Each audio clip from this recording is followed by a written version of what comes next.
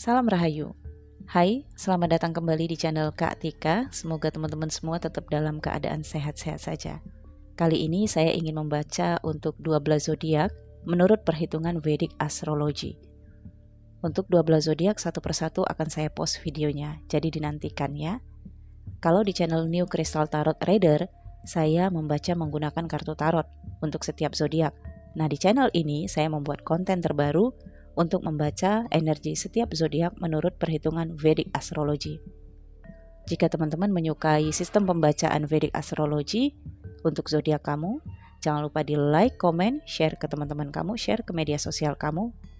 Dan bagi yang belum subscribe, jangan lupa di subscribe dan aktifkan notifikasi loncengnya.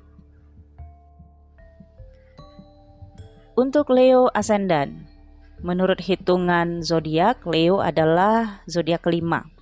Karena kita membahas untuk zodiak Leo di bulan Maret 2022, maka saya letakkan Leo di houses pertama. Kotak ini disebut dengan houses pertama. Ini houses kedua, houses ketiga. Ini kotak houses keempat, houses kelima, keenam, 7, 8, 9, 10, 11, 12. Angka-angka ini adalah angka zodiak ya, teman-teman.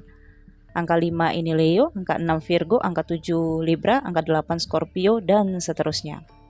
Dan huruf-huruf yang merah ini adalah nama planet, saya buat singkat saja ya, yang berpengaruh di aspekting kehidupan Leo sepanjang bulan Maret 2022.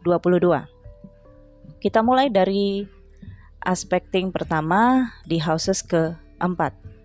Houses keempat ada Scorpio. Houses keempat ini tempatnya elemen air. Scorpio juga elemen air, jadi masih akur. Dan ada Ketu. Ketu ini spiritual dan religious. Nah, di sini terlihat bahwa Leo di bulan Maret atau sepanjang 1 tahun sejak April 2021, karena Ketu berada di sana, di houses keempat Leo, begitu juga Rahu berada di houses ke-10 Leo, semenjak April 2021 sampai nanti April 2022. Nah, sejak April 2021 sampai dengan sekarang Maret 2022, Leo menarik diri. Leo Ascendant menarik diri untuk hal-hal yang sifatnya duniawi, kembali ke keluarga, kembali dekat ke keluarga, khususnya ke figur ibu. Kalau ibu masih ada, pastinya Leo di sini mengasuh ibu. Oke, karena ada Ketu. Membayar dharma, hutang budi kepada ibu dengan pengasuhan. Tetapi di sini ada transformasi dari Scorpio. Terlihat bahwa figur ibu di sini ada yang sakit, sehingga Leo harus merawat. Ketu spiritual ya. Jadi dengan batin, dengan ketulusan, dengan keikhlasan, Leo mengasuh ibu yang sedang sakit. Kemudian di sini profesi ya. Dunia profesi ini adalah houses elemen bumi, tempatnya Capricorn. Nah, di sini ada Taurus ya.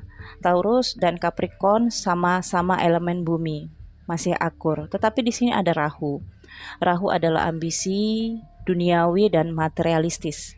Sumbernya Leo mendapatkan pekerjaan ataupun mengejar uang, ngumpulin uang dan mendapatkan uang. Dengan adanya Ketu di aspekting keempat, ini banyak pembiayaan untuk figur ibu atau pembiayaan untuk anak-anak bisa saja, atau anggota keluarga ibu. Oke. Ada banyak anggota keluarga ibu, beberapa diantaranya membutuhkan bantuan dari sisi profesional kamu, Leo. Mungkin minta link untuk masuk kerja ya, atau minta bantuan modal usaha. Oke, dan kamu menggunakan link profesi kamu untuk membantu keluarga dari figur ibu, dari pihak ibu. Keluarga ibu bisa saja anaknya bibi, anaknya tante ya. Dan ini terkait tentang rumah atau tempat tinggal. Ketu, jadi ini menggambarkan kamu sering berada di rumah atau di tempat tinggal daripada keluar rumah ya. Lebih banyak menghabiskan waktu di dalam rumah. Ada seseorang yang usianya tua di dalam rumah kamu atau tempat tinggal kamu, dan munculnya naluri untuk menjalankan ibadah keagamaan. Oke, dan kamu merasa nyaman. Tetapi di sini ada yang masih berambisi profesi kamu, jadi sering terbentur nih ya antara pekerjaan dengan duniawi spiritual kamu di sini. Mungkin kamu di sini sering bolos kerja karena harus nganterin ibu kamu ke dokter atau harus jaga ke dokter ya, atau harus check up ke dokter ibunya kamu, oke? Atau ada hal-hal yang terkait dengan naluri keagamaan, ibadah ya. Terkadang kamu ngerasa perlu ibadah lebih banyak sehingga kamu ngerasa pekerjaan tidak perlu dikejar ya, pekerjaan tidak perlu diselesaikan. Oke, ini bisa mempengaruhi dunia profesi kamu. Padahal di dunia profesi kamu di sini memiliki kesempatan, Rahu mendukung kamu untuk mendapatkan hal-hal yang sifatnya duniawi. Oke. Kemudian ada Pluto, Venus, Mars, Merkuri, dan Saturnus. Ini selama bulan Maret 2022 ini, semua planet-planet ini tetap berada di houses ke-6 kamu, kecuali Merkuri. Merkuri akan transit ke houses ke-7 kamu di tanggal 6 Maret. Sisanya masih menetap di houses ke-6. Houses ke-6 ini terkait tentang kesedihan, terasingkan, kekecewaan, dan juga rasa takut. Ada juga kaitan dengan hewan peliharaan, kalau kamu punya hewan peliharaan ya. Nah, Pluto dan Mars ini dalam satu houses tidak baik karena menyebabkan kerusakan. Nah, hati-hati terhadap pencurian, perusakan rumah, atau kalau kamu punya kendaraan bermotor ya, yang sifatnya itu dirusak. Hati-hati karena ada Pluto. Nah, Pluto ini betah banget berada di houses ke-6 kamu. Mungkin sampai 2 tahun lagi juga masih akan berada di houses ke-6 kamu, karena 2 tahun sebelumnya juga masih berada di houses ke-6 kamunya. Nah, Saturnus ini kedisiplinan. Karena kamu tidak disiplin, ya, bisa saja kamu kecapean karena kerja, terus lupa kunci pintu. Ini bisa menyebabkan pencurian, oke? Atau di sini ada aspecting musuh dalam selimut atau hidden enemy yang meneror kamu, ini bisa saja. Dan ada Venus dan Mars. Venus dan Mars ini terkait tentang orang-orang yang kamu cintai. Kalau kamu punya kakak laki-laki, adik laki-laki, kakak perempuan atau adik perempuan, ini bisa saja hubungan kamu rusak antara kamu dengan mereka karena komunikasi. Dan ada kata-kata yang menyinggung yang mungkin akan membuat kamu sedih banget, merasa terpukul banget. Dan ini bisa menyebabkan depresi ya, Leo. Houses ke-6 ini tempatnya Virgo, dan Virgo elemen bumi. Capricorn juga elemen bumi, jadi masih akur. Hanya saja di sini Venus, Mars, dan Pluto jika berada dalam satu houses bisa menyebabkan sesuatu yang sifatnya panas.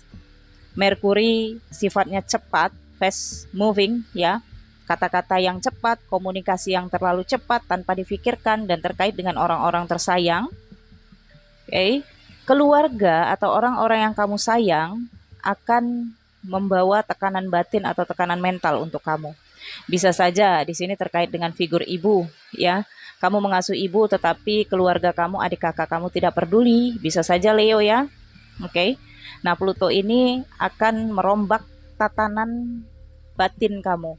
Kamu akan diberikan trigger yang sesering mungkin oleh Pluto dengan masalah-masalah dari keterkaitan tekanan. Tetapi ini untuk membuat mental kamu semakin kuat, Leo. Oke. Kemudian di houses ke-7 terkait kemitraan, relationship, dan partnership. Merkuri akan masuk ke houses ke-7 kamu di tanggal 6, bergabung dengan Jupiter dan Neptunus. Neptunus ini sifatnya spiritual, tidak terduga, kemudian hal-hal yang terkait dengan imajinasi ya, spiritual, dan juga hal-hal yang terkait tentang kebohongan. Nah, di dalam relationship ketika Merkuri masuk di houses ke-7, maka akan ada komunikasi kebohongan antara kamu dengan partnership, kemitraan, dan juga pasangan atau relationship. Bisa saja kamu di sini tidak jujur terhadap pasangan kamu, dan di bulan Maret 2022 ada kebohongan yang diciptakan Leo terhadap pasangannya, atau sebaliknya pasangan kamu. Jadi kamu menghadapi tipu daya dari pasangan kamu. Oke. Nah, di sini ada Neptunus ya, sepertinya ada hal-hal yang kaitannya dengan mistik, spiritual yang mendominasi hubungan kalian berdua. Bisa saja ini pasangan kamu sukanya atau sering atau tertarik dengan hal-hal yang berbau supranatural atau mistik ya, atau kamunya di sini, dan ini mendominasi hubungan kalian berdua, Leo. Oke. Nah, Jupiter ini adalah figur guru atau bapak, sementara Sun di sini akan transit ke ini Pisces ya. Sun tetap karena Sun ini matahari, hanya saja kan ini bergerak nih ya. Jadi Sun sudah berada di Pisces atau Pisces sudah berada di Sun ya, lebih tepatnya seperti itu.